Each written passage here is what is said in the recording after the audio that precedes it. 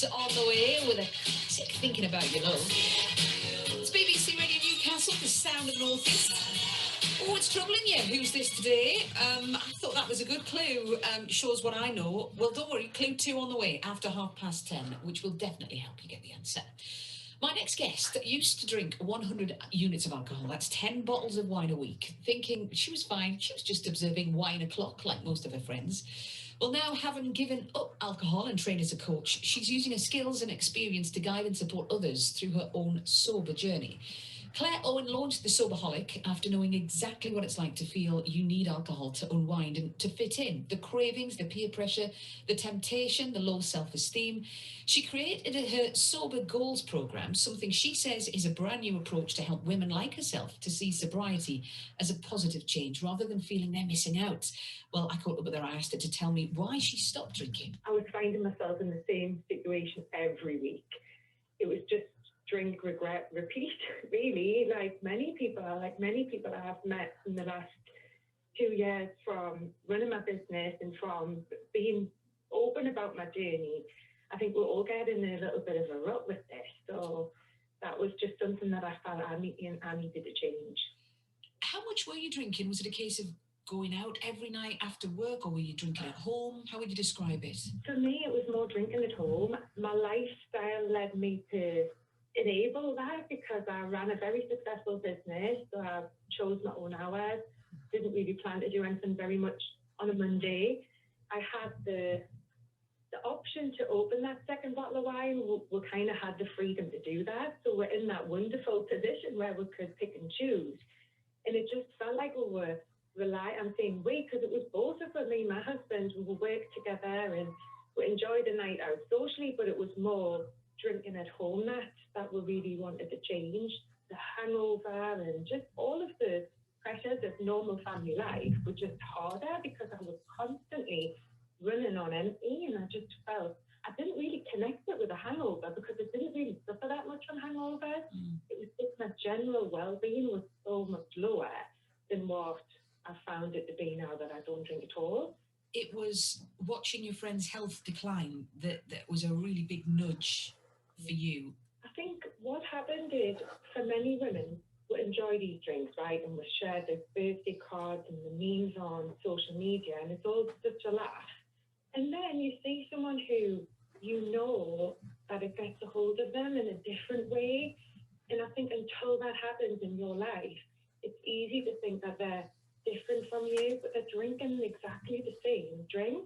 It's where is the line? And I think the more research and the more I looked at this, I did some voluntary work at a non-residential rehab centre.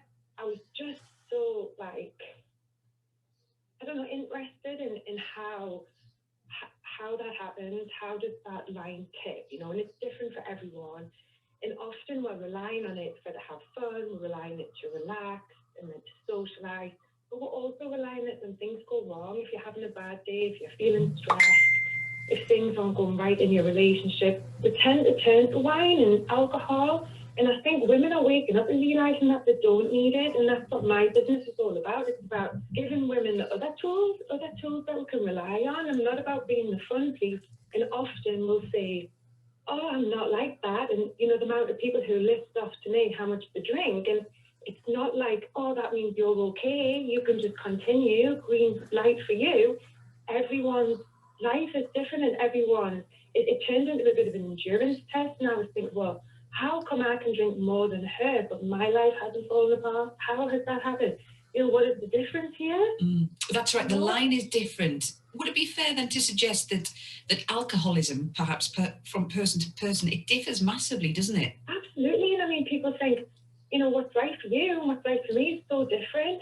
And often we get stuck because we have this label of alcoholic. Are you an alcoholic?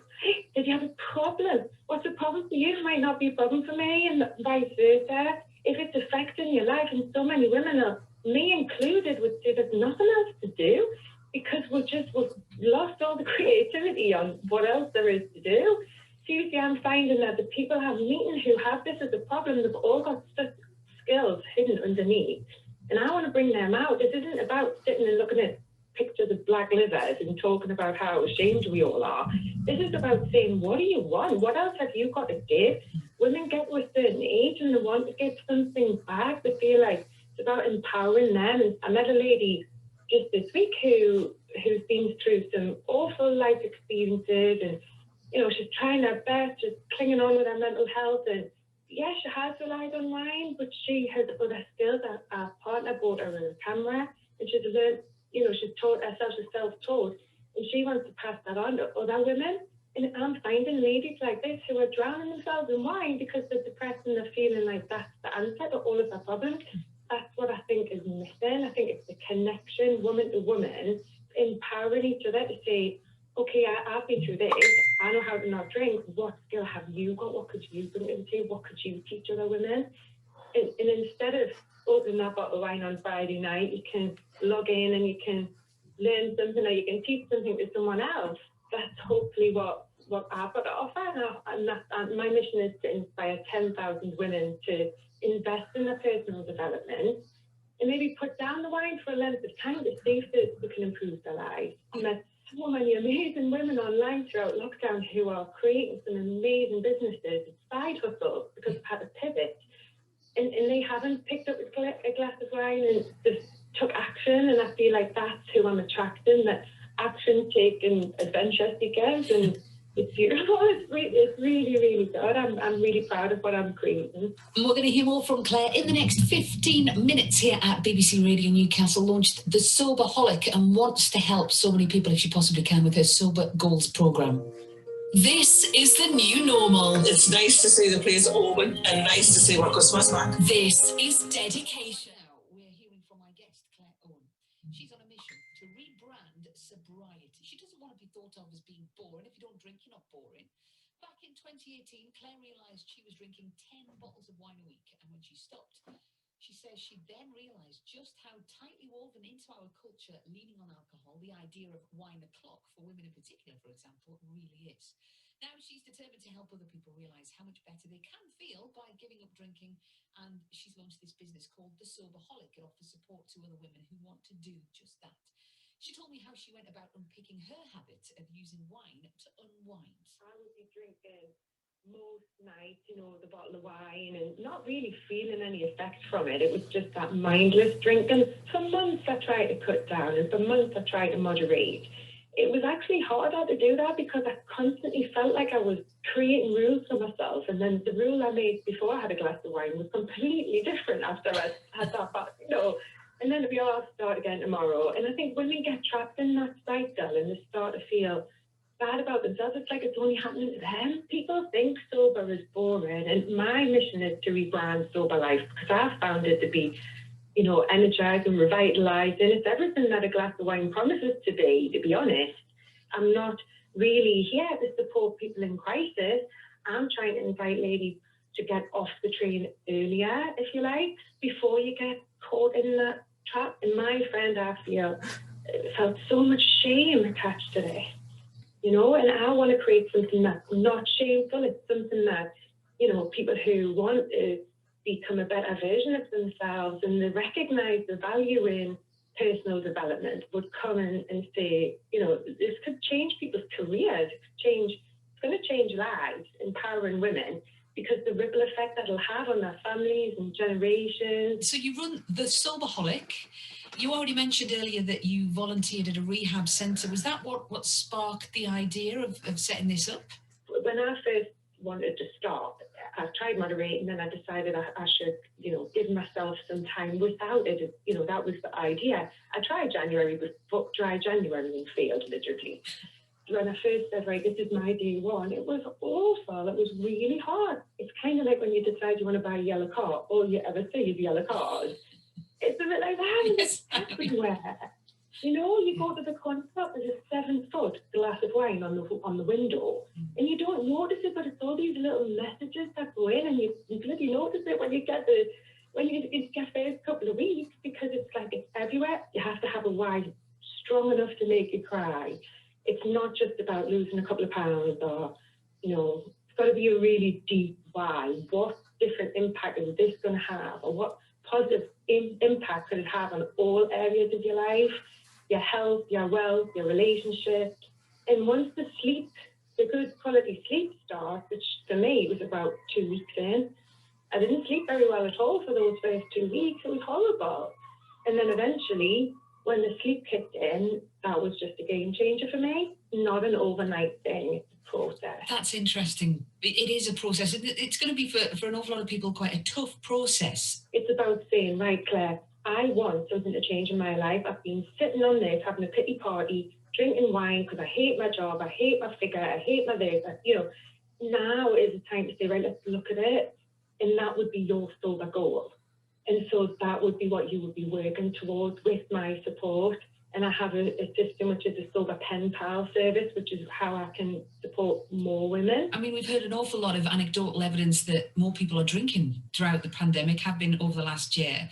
Have you found this? Is this something that you've recognised through the people who've come to the Soberholic? I think it's opened a conversation.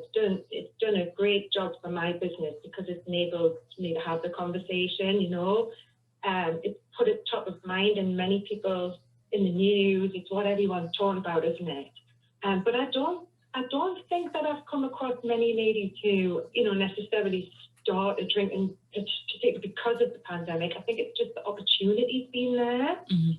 Because a lot of ladies would say, I'll crack open a bottle of wine and listen to Boris and then might wind myself up about how awful life is, and obviously you're sitting drinking a depressant. Yeah. So you're going to feel that, right?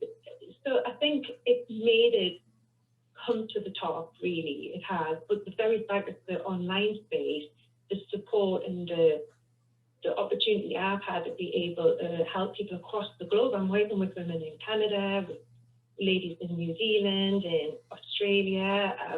I was on a live yesterday with 200 women in Australia who want to stop drinking for health benefits.